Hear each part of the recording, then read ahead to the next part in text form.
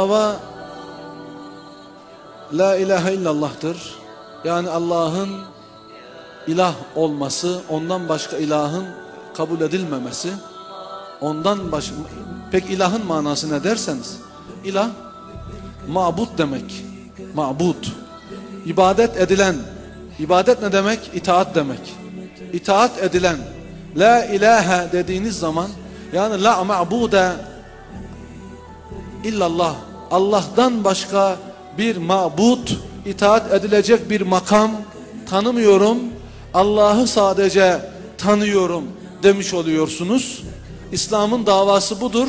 Bu bir kelimeden ibaret değildir. Bu bir hayattır. Hayattır. Yani hayatınızın her alanında Allah'a itaat. Hayatınızın her alanında.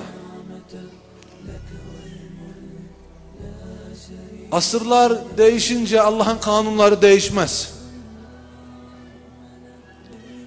Kur'an bütün çağlar için gelmiştir. O günde Allah ilahtır, bugün de ilahtır. Dava budur. O gün Allah'ın dediği olduğu gibi bugün Allah'ın dediği olmalıdır. Allah'ın dediği olmazsa kimin dediği olacak? İnsanların dediği olacak. İnsanlar Allah'tan daha mı iyi biliyor? وَلَئِنْ أَطَعْتُمْ بَشَرًا مِثْلَكُمْ إِنَّكُمْ إِذًا لَخَاسِرُونَ يَا أَيُّهَا الَّذِينَ آمَنُوا إِن تُطِيعُوا الَّذِينَ كَفَرُوا يَرُدُّوكُمْ عَلَى أَعْقَابِكُمْ فَتَنقَلِبُوا خَاسِرِينَ وَأَطِيعُوا اللَّهَ وَالرَّسُولَ لَعَلَّكُمْ تُرْحَمُونَ. Formålet med menneskets skabelse er, at de udelukkende skal tilbede og adlyde deres skaber, Allah subhanahu wa ta'ala. Derfor har vores skaber udsendt 124.000 profeter til menneskeheden for at retlede os. Et hvert menneske er nemlig ikke i stand til at modtage åbenbaring fra alverdens herre, Allah. Dette kræver, at man er udvalgt. Derfor udvælger Allah subhanahu wa ta'ala mennesker på jorden, som leverer Allahs budskab. Disse udvalgte mennesker er vores profeter. Grunden til, at Allah ikke udvælger profeter blandt andre væsener, såsom engle, skyldes, at mennesket ikke kan tage engle som et forbillede, da engle hverken spiser, drikker, sover eller har andre menneskelige behov. Derfor udvælges profeter iblandt mennesker. وَمَا مُحَمَّدٌ إِلَّا رَسُولٌ قَدْ خَلَتْ مِن قَبْلِهِ الرُّسُلُ إِنَّا أَوْحَيْنَا إِلَيْكَ كَمَا أَوْحَيْنَا إِلَى نُوحٍ وَالنَّبِيِّينَ مِن بَعْدِهِ وَأَوْحَيْنَا إِلَى إِبْرَاهِيمَ وَإِسْمَاعِيلَ وَإِسْحَاقَ وَيَعْقُوبَ وَالْأَسْبَاطِ وَعِيسَى وَأَيُّوبَ وَيُونُسَ وَهَارُونَ وَسُلَيْمَانَ وَآتَيْنَا دَاوُودَ زَبُورًا وَرُسُلًا قَدْ قَصَصْنَاهُمْ عَلَيْكَ مِنْ قَبْلُ وَرُسُلًا لَمْ نَقْصُصْهُمْ عَلَيْكَ وَكَلَّمَ اللَّهُ مُوسَى تَكْلِيمًا رُسُلًا مُبَشِّرِينَ وَمُنذِرِينَ لِئَلَّا يَكُونَ لِلنَّاسِ عَلَى اللَّهِ حُجَّةٌ بَعْدَ الرُّسُلِ وَكَانَ اللّٰهُ عَز۪يزًا حَك۪يمًا. İnsanların içinden bazıları seçkindir, bazıları seçilmiştir. Seçkin olmak bir marifet, seçilmiş olmak ondan daha büyük bir marifettir. Gayret göstermek suretiyle göz nuru dökmek suretiyle, çalışmak suretiyle seçkin bir insan olabilirsiniz. Ama seçilmiş olmak Allah'ın seçmesiyle mümkündür. Allah Azze ve Celle tarih boyunca kullarının içinden bazılarını seçti. İnna Allah istafa Adem ve Nuhan ve ale İbrahim ve ale İmran alel alemin. Allah Adem'i seçti, Nuh'u seçti, İbrahim ailesini seçti, İmran ailesini seçti, Hazreti Meryem'in annesini. Allah Azze ve Celle kimi seçeceğini elbette en iyi bilendir. Allah'ın seçtikleri hiçbir zaman davasından dönmemiş ve geri adım atmamıştır.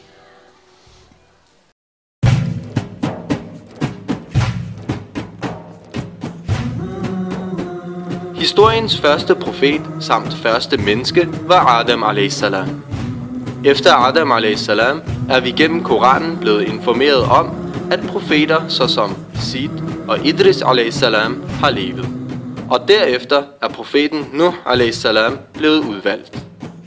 Ifølge en hadith siger profeten Muhammad sallallahu alaihi wasallam, at der er 10 århundreder mellem profeten Adam og Nuh aleyhissalam. I de 10 århundreder levede mennesket i overensstemmelse med islam. Altså var alle underkastet deres skaber. Profeternes sag, kaldet til Tawhid, startede med Nuh aleyhissalams profetskab. Mennesket var begyndt at tilbede afguder, og man betragtede ikke Allah som værende den eneste ilah. Altså, at alt autoritet kun tilhørte ham. Profeten Nuh, som er kendt for sit kald til Tawhid i 950 år, har sat sine spor inden for profeternes sag. Han var et klart mønstereksempel på, hvor vigtigt kaldet til Tawhid, La ilaha illallah, var, trods alt det modstand, han mødte i samfundet, han levede i. Efter noget tid blev profeten Hud, Saleh og Ibrahim aleyhissalam udvalgt som profet. Ibrahim aleyhissalam var en ummah i sig selv og kaldte til Tawhid alene. Dette gjorde han ikke kun i et område, men forkyndede islam i flere geografiske områder. Fra profeten Ibrahims slægt blev flere profeter udvalgt. 2 af disse var hans sønner Ismail og Ishaq aleyhissalam. Gennem Ishaq aleyhissalam blev hans søn Yaqub aleyhissalam også udvalgt. Yaqub aleyhissalam levede i det nuværende Palæstina-område og blev også kaldt Israel. På samme tidspunkt bliver Yaqub aleyhissalams søn Yusuf aleyhissalam også udvalgt som profet og kaldte til Tawhid i det nuværende Egypten-område. Gennem Yaqub aleyhissalams slægt, også kaldt Beni Israel i Koranen, blev profeten Musa aleyhissalam udvalgt, som på trods af faraos store modstand fastholdte sit kald til La ilaha illallah. Profeterne Davud og Suleiman aleyhissalam, som også er fra Beni Israel, dannede en stor civilisation i løbet af deres profetskab og styrede dette med Allahs herredømme. Vi kan allerede med disse oplysninger gøre det klart, at Allah subhanahu wa ta'ala ikke har efterladt mennesket alene uden wahi, altså åbenbaring. أيحسب الإنسان أن يترك سدى. Açın Araf suresine bakın. Açın birçok surede Allah Azze ve Celle ard arda peygamberlerin mücadelesini anlatır. Açın bakın. Bütün peygamberler ortaya çıkarken büyük bir devlet kuralım gibi, Büyük Türkiye, Büyük Arabistan gibi ırkçı, milliyetçi bir hareket olarak ortaya çıkmadılar. Hiçbir peygamber böyle bir davayla ortaya çıkmadı. İnsanları aldatmadı. Hiçbir peygamber ahlak davası olarak ortaya çıkmadı. Hiçbir peygamber fakir fukara davası gibi ortaya çıkmadı. Açın bakın Nuh Aleyhisselam'ı, en eski peygamberlerden Nuh Aleyhisselam dedi ki Ya kavmi ibudullah ma lekum min ilahin gayru. Ey milletim, Allah'a itaat edin sadece. Ondan başka ilah, otorite yok. Aradan asırlar geçer. Hud aleyhisselam gelir. O da aynısını söyledi. Ya kavmi ibudullah ma lekum min ilahin gayru. Kelime kelime aynı. Aradan asırlar geçer. Şartlar değişir, insanlar değişir, krallar değişir. Her şey değişir. Metot değişmez. Salih aleyhisselam geldi. Dedi ki ya kavmi ibudullah ma lekum min ilahin gayru. Ey milletim, sadece Allah'a itaat edin, ondan başka otorite yok. Aradan asırlar geçer. Şuayb aleyhisselam gelir. Aynısını söyledi. Ya kavmi ibudullah ma lekum min ilahin gayru. Bu neyi gösteriyor? Bunların aralarında asırlar var, binlerce yıl var. Nuh aleyhisselam nerede? Şuayb aleyhisselam nerede? Aralarında 10 binlerce yıl var. Ama metot aynı. Bütün peygamberler la ilahe illallah diyerek ortaya çıktı. Allah'ın dediği olacak dediler. La ilahe illallah'ın manası bu. Allah'tan başka ilah, otorite yok. Onun dediği olacak. Ondan başkasının dediği olmayacak. Bütün peygamberler bunu söyledi. Gennem tiden profeterne altid blevet mødt med stor modstand fra elitefolket i de områder, de levede i. Denne modstand skyldes det fælles budskab om tawhid, Allahs sendebud kom med. Isa alaihissalam var også iblandt disse profeter, som kaldte til tawhid, uanset trusler fra samfundet. Efter Isa alaihissalam gik der cirka 610 år, før den længe afventede profet blev udvalgt. I denne tid levede mennesket igen i uvidenhed, undertrykkelse og uretfærdighed. I sådan en tid udsender Allah subhanahu wa ta'ala sin sidste advarsel og profet, som havde til formål at frelse hele menneskeheden. Som alle de tidligere profeter skulle han også kalde til la ilaha illallah, altså at Allahs herredømme skal være gældende på jorden. Den længe ventede profet var Muhammad sallallahu alaihi wasallam, som fik åbenbaret Koranen. Han skulle igen fastsætte troen på Allah subhanahu wa ta'ala som den eneste ilah og præsentere islam og islams retfærdighed for alle.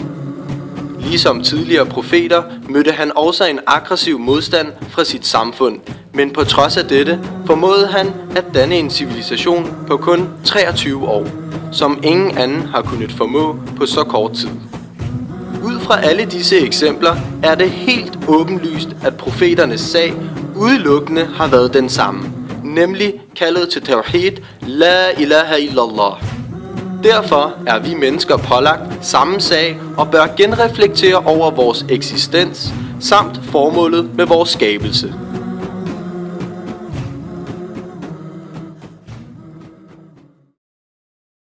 لا يستوي القاعدون من المؤمنين غير أولي الضرر والمجاهدون في سبيل الله بأموالهم وأنفسهم فضل الله المجاهدين بأموالهم وأنفسهم على القاعدين درجة وكلا وعد الله الحسنى وفضل الله المجاهدين على القاعدين أجرا عظيما